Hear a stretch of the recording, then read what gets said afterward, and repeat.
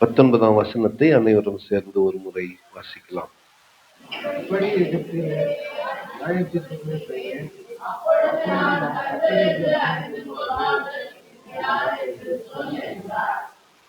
ஆமென். எசேக்கியேல் தீர்க்கதரிசன புத்தகம் 30ஆம் அதிகாரத்தை இந்த நாளிலே நாம் தியானிக்கிறோம். இன்னும் 3 அதிகாரங்கள் 33ஆம் அதிகாரம் வரை எகிப்து தேசத்துக்கு விரோதமாய் கர்த்தர் பேசின தீர்க்கதரிசன வார்த்தைகளே இருக்க போகிறது. ஆகவே உங்களுக்கு ஒரு ஹோம்வொர்க் நான் கொடுக்க போறேன். அது என்னன்னா, இன்னைக்கு நீங்க 31, 32, 33 ஆகிய 3 அதிகாரங்களை படிச்சுட்டு வந்துருங்க. இதே அதாவது நமக்கு ரெலவென்ட் இல்லைன்னு நான் சொல்ல வரல, நமக்கு ஏற்றது இல்லைன்னு நான் சொல்ல வரல. ஆனா எகிப்தின் மீது மறுபடியும் மறுபடியும் மறுபடியும் மறுபடியும் கர்த்தர் நியாய தீர்ப்பை கொண்டு வருவேன் என்று சொல்லிதான் இந்த 4 அதிகாரங்களிலும் சொல்லப்பட்டிருக்கிறது. இப்போ இன்னைக்கு படிச்சுட்டு இதோட 31, 32, 33 தவிர்க்க போகிறோம். இதே விஷயங்கள் தான் ரிப்பீட் ஆயிட்டே வருது.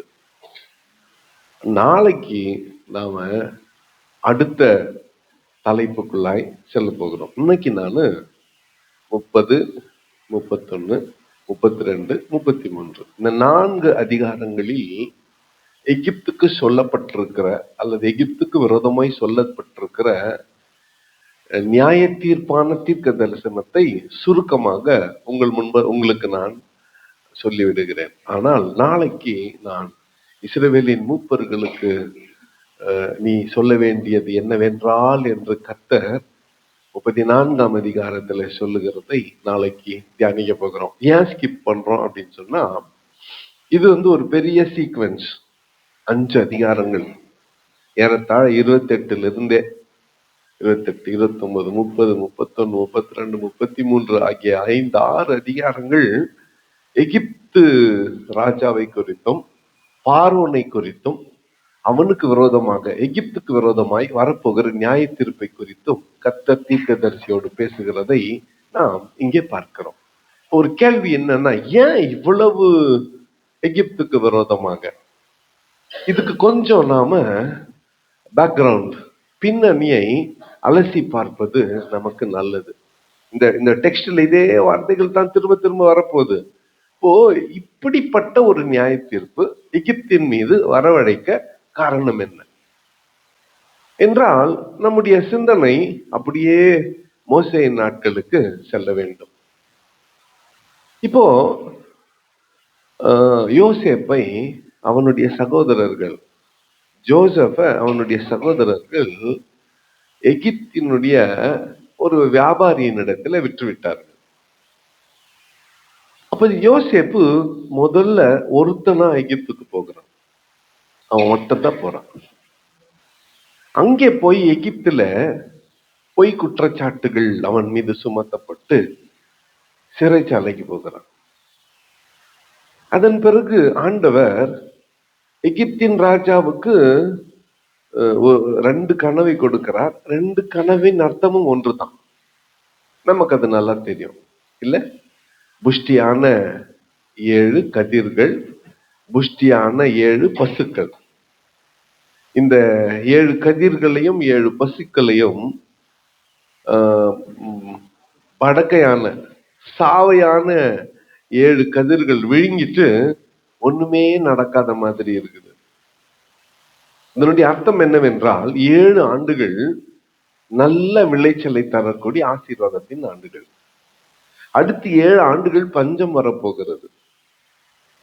இப்ப வரப்போகிற பஞ்சத்தை குறித்து கர்த்தர் பார்வோனுக்கு முன்னடியாக எச்சரிக்கிறார். அப்ப அடுத்த கேள்வி வருது, இவன் என்ன புறஜாதியான் தானே? எகிப்தின் ராஜா என்ன ஆண்டவருடைய பிள்ளையா? இல்லையே, புறஜாதியான் தானே அப்படின்னு ஒரு கேள்வி வருகிறது. ஆமா, புறஜாதியான் தான். பூமியின் ராஜ்யங்கள் எல்லாம் கர்த்தருடையது, வெறும் இஸ்ரவேல் இல்லை. பூமியின் ராஜ்யங்கள் எல்லாம் கர்த்தருடையது. அப்ப நம்ம இந்தியா யாருது சொல்லுங்க? கர்த்தருடையது. அப்போ புறஜாதி ராஜாவுக்கு ஆண்டவர் கனவு கொடுக்கிறார். அந்த கனவிலே வரப்போகிற வறட்சியை குறித்து, பஞ்சத்தை குறித்து எச்சரிக்கிறார். அதனுடைய விளைவு இந்த இந்த கனவை விளக்கி சொன்ன யோசேப்பு ஒரே நாளில் சிறைச்சாலையிலிருந்து ஃபைனான்ஸ் மினிஸ்டர் அளவுக்கு உயர்ந்து விடுகிறார். எல்லாவற்றையும் கண்காணிக்கிற பொறுப்பு யோசேப்பினிடத்தில் விடப்படுகிறது. வருஷம் பஞ்சம் வந்த இந்த 7 வருஷம் என்ன பண்ணா, அங்கங்க FCI மாதிரி ஃபுட் கார்பரேஷன் ஆஃப் இந்தியா அங்கங்க தானிய கிடங்குகளை யோசேப்பு ஏற்படுத்தி அந்த தானிய கிடங்குகளிலே தானியங்களை சேகரித்து வைத்தான். இப்போ எகிப்தினுடைய தாவீது தானியங்களை சேகரித்து வைத்தான். 7 வருஷம் நல்ல தானியங்கள் அங்கங்க ஸ்டோர் பண்ணிட்டாங்க. எல்லாத்தையும் எடுத்துன்னு போய் டெல்லியில வச்சுக்கல, அந்தந்த ஸ்டேட்ல, அந்தந்த டிஸ்ட்ரிக்ட்ல, அந்தந்த தாலுக்கால, அந்தந்த ஊர்ல வச்சான். KGFல ஒண்ணு, கொரமண்டல்ல, உரிகம்ல, சாம்பியன்ல, மாரிகுப்பத்துல எல்லா இடத்திலும் தானியத்தை வச்சான். நல்ல விளைச்சல் இருந்த போது வறட்சி ஆரம்பமாச்சு. வருஷம் ஜனங்க தங்களிடத்தில் இருந்ததை புசித்தார்கள். 2வது ஆடு மாடுகளை விற்றாங்க. தங்களுடைய வெள்ளி பொண்ணை வித்தாங்க, ஆடு மாடுகளை வித்தாங்க, நிலங்களை வித்தாங்க. வருஷத்துக்கு ஒண்ணு வாங்கிட்டே இருந்தான் ஜனங்க கிட்ட. 6ஆம் வருஷத்துக்கு வர்றதுக்கெல்லாம் பஞ்சம் கொடியம் ஆயிடுச்சு. விதைகளை கொடுத்தான். நீங்க போய் விதைங்க, உங்க நிலத்தை பயிரிடுங்க. அதுல வரக்கூடிய வருமானத்துல 5ல் 1 பங்கை என்ன கொடுத்துருங்க, வரியா கொடுத்துருங்க. இப்படி பண்ணி எகிப்தின் ராஜாவை யோசேப்பு பெரும் பணக்காரனாய் ஆக்கினான். இந்த 5 அதிகாரத்தை புரிஞ்சுக்கிறதுக்கு இந்த ஒரு சம்பவம் ரொம்ப முக்கியம். எகிப்துக்கு ஏது இவ்வளவு பணம், எகிப்துக்கு ஏது இவ்வளவு தங்கம் வெள்ளி, ஏது இவ்வளவு சொத்து, ஜனங்களுடைய நிலமெல்லாம் பார்வனுக்கு சொந்தம் ஆயிடுச்சு. ஏது யார் சம்பாரிச்சு கொடுத்ததுன்னா யோசேப்பு சம்பாரிச்சு கொடுத்தது. இப்ப எகிப்து யோசேப்பினால வளர்ச்சியை கண்டது, ஆசீர்வாதத்தை கண்டது. யோசேப்பு மரித்தான். யோசேப்பை அறியாத ஒரு பார்வோன் மரித்தான். யோசேப்பை அறியாத ஒரு ராஜா பதவிக்கு வந்தான். அவன் வந்தவன் என்ன பண்ணா, இந்த ஜனத்தை, இந்த 70 பேராக போன இந்த யாக்கோபின் குடும்பத்தை அல்லது யோசேப்பின் குடும்பத்தை அல்லது இஸ்ரவேல் குடும்பத்தை படு கேவலமாக நடத்தினான். கொடுங்கோல் ஆட்சி செய்தான். இவங்களுக்கு என்ன தெரியும்? விவசாயம் தெரியும், ஆடு மேய்க்க தெரியும். இவங்களுக்கு கை பழகாத தொழிலாகிய செங்கல் அறுக்கிற வேலைக்கும், வீடு கட்டுகிற வேலைக்கும், கற்களை சுமக்கிற வேலைக்கும் இவர்களை பயன்படுத்தினார். இப்போ நம்ம கூட சில வேலைகள் நம்மளால செய்ய முடியும், சில வேலைகள் நம்மளால செய்ய முடியாது. நம்ம வீட்டுல கூட ஐயாங்கெல்லாம் இருக்கிறாங்க. நம்ம ஐயாங்கெல்லாம் வாங்க போயிட்டு எல்லாரும் அங்க முன்னால கல்லு போட்டுக்கிறோம், சப்டி கல்லு. அது எதுன்னு நட்டுலாம்னா இவங்களால முடியுமா? இங்க இருக்கிற ஆண்களால் அந்த வேலை முடியுமா? இங்க இருக்கிற 20 ஆண்கள் வேலை செய்யற அந்த வேலைய வில்லேஜ்ல இருந்து கல்லு நட்டுறதுக்குன்னே சில இருக்கிறாங்கல்ல, அவங்க 4 பேர் வந்தா இந்த 20 பேர் வேலையை செஞ்சுட்டு போயிடுவாங்க. இந்த 20 பேர் கல் நடுறன்னு புறப்பட்டா ஒருத்தர் கை ஃப்ராக்சர் ஆயிடும், ஒருத்தர் கால் ஃப்ராக்சர் ஆயிடும், ஒருத்தர் கல்லு மேலேயே உயிர்ந்துருவாங்க. இப்படி விபத்துகள் ஏற்படும். ஏன்னா இந்த தொழில் இவர்களுக்கு தெரியாது. அதை செய்யறதுக்கு திறமை படைத்த ஆட்கள் இருக்கிறார்கள். அவங்கள கூப்பிட்டு அந்த வேலையை செய்து முடித்துக் கொள்ளலாம். ஆனால் எகிப்தினுடைய நிலைமை வேற. அங்க என்ன பண்ணாங்க? வெறும் ஆடு மேய்க்க தெரிஞ்ச, வெறும் விவசாயம் பார்க்க தெரிஞ்ச இந்த குடும்பத்தை செங்கல் அறுக்கவும் கட்டட வேலைகளுக்கும் பயன்படுது. மோசே தலைமையில இஸ்ரவேல் ஜனங்கள் எகிப்திலிருந்து புறப்பட்டு வெளியே வர்றதுக்கு முன்னால பிரமிடுகளை கட்டினார்கள். கொஞ்சம் கவனிக்க. ஏன் இவ்வளோ கோபம் ஆண்டவர் எகிப்தின் மேல? 5-6 அதிகாரத்துல எகிப்தை வெட்டுவேன் வெட்டுவேன் குத்துவேன்றாரு. என்ன கோபம்னு கேட்டா, இன்றைக்கும் 2026ஆம் ஆண்டு எகிப்து தேசத்தினுடைய வருமானத்துல 26% ஜிடிபின்றது டூரிசம்ல கிடைக்குது. எகிப்தினுடைய வருமானம் சுற்றுலால கிடைக்குது. எகிப்துல பாக்குறதுக்கு என்ன இருக்குது? இஸ்ரவேல் ஜனங்கள் கட்டி வச்ச பிரமிட் இருக்குது. நான் சொல்றது புரியுதா? இன்னைக்கு அங்க இருக்கிற அந்த பிரமிடு உலகத்துல இருக்கிறவங்க எல்லாரும் போய் பாக்குறாங்க. அங்க போய் பாக்குறதுனால அங்க அந்த நாட்டுக்கு வருமானம் கிடைக்குது, அவங்களுடைய வளர்ச்சி அதிகமாகுது. அதுக்கு காரணம் இஸ்ரவேல் ஜனங்கள் தங்களுக்கென்று பிரமிடுகளை கட்டாம எகிப்துக்கு கட்டினார்கள். அப்ப இன்றைக்கும் இந்த 2026 எகிப்துக்கு வருமானம் வர்றதுக்கு யார் காரணம்? இஸ்ரவேலர்கள் காரணம். ஆனா நீ என்ன பண்ண? 2 வயதுக்குட்பட்ட ஆண் பிள்ளைங்களெல்லாம் தூக்கி நைல் நதியில போட்ட. ஞாபகம் இருக்கா? ஞாபகம் இருக்கா? மோசேவை அவங்க அம்மா எதுக்கு பேழையில வளர்த்தி அமுச்சு வச்சாங்க? ஆண் பிள்ளைகள் எல்லாம் கொல்லப்பட வேண்டும்னு ஒரு சட்டம் போட்ட. ஆண்டவருக்கு அது பிடிக்காது. ஆண்டவருக்கு அது பிடிக்காது.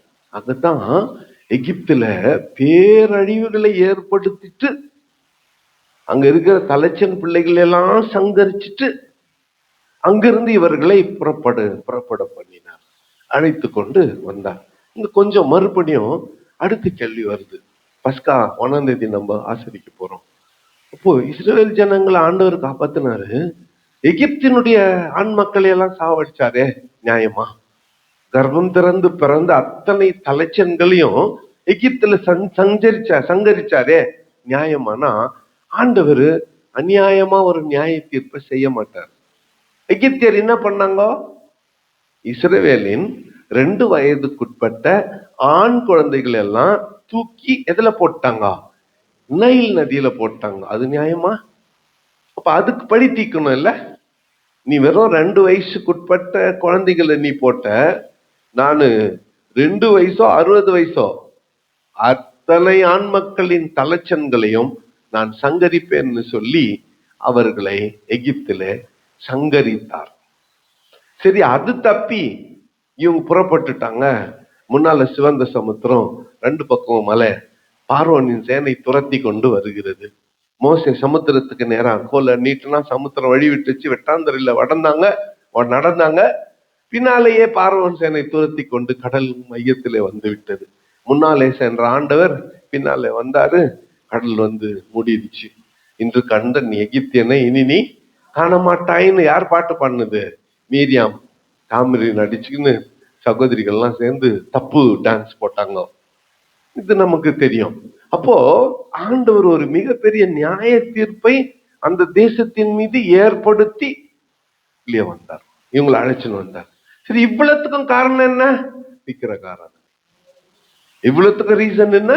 விக்கிரகாராதனை. யார் பார்வோனாய் வருகிறானோ அவனை ராஜாவாக அவனை கடவுளாக வணங்குகிற வழக்கம் எகிப்தியருக்குள்ள இருந்துச்சு. பல விதமான விக்கிரகங்களை 4-5 அதிகாரத்துல அதைத்தான் நாம் பார்க்க போகிறோம்.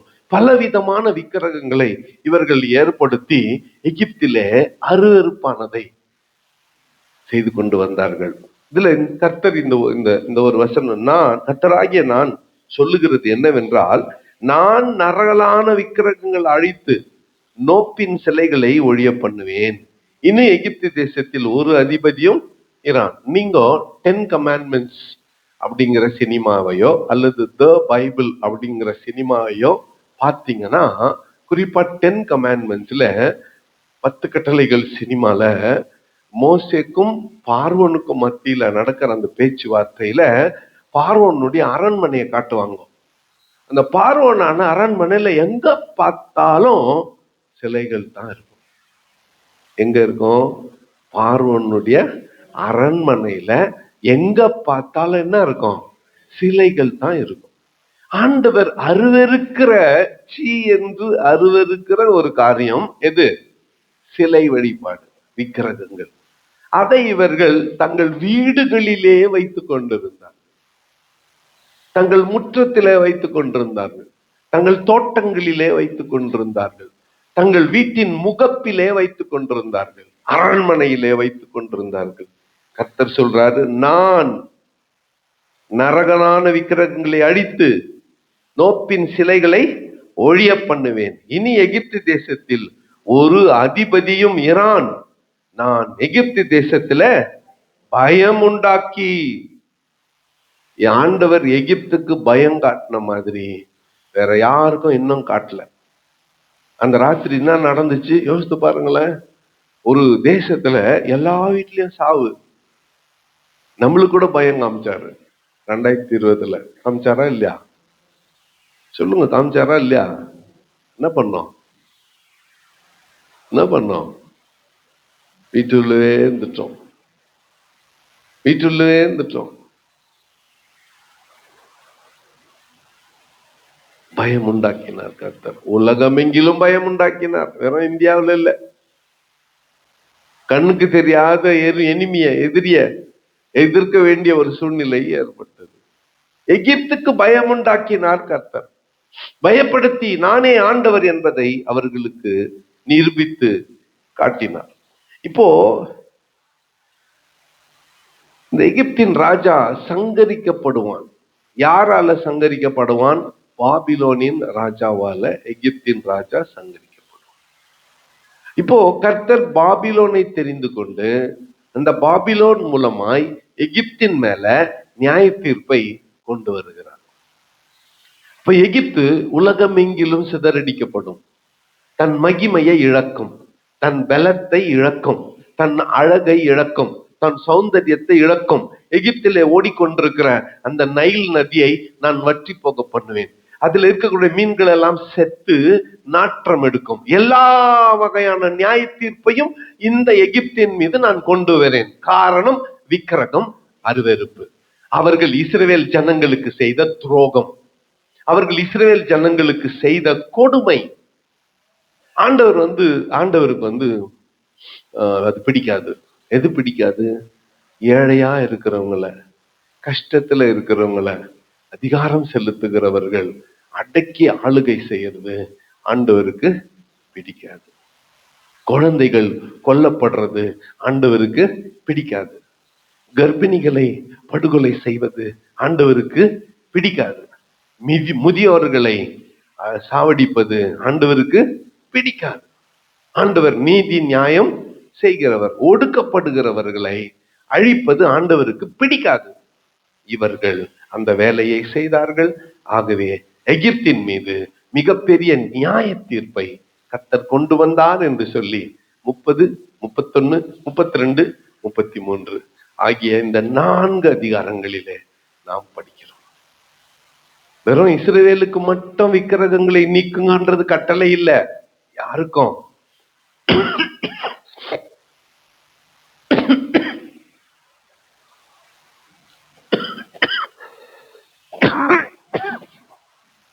எகிப்துக்கும் அதே கட்டளை தான். கண்களை மூடி நாம் ஜெபம் செய்வோம்.